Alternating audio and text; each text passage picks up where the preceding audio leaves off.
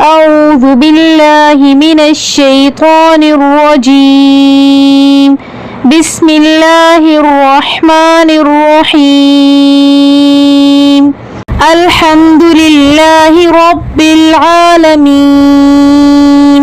الرحمن الرحيم مالك يوم الدين إياك نعبد وإياك نستعين اهدنا الصراط المستقيم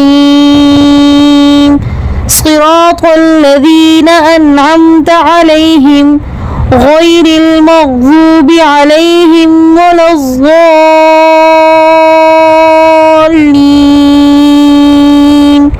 آمين.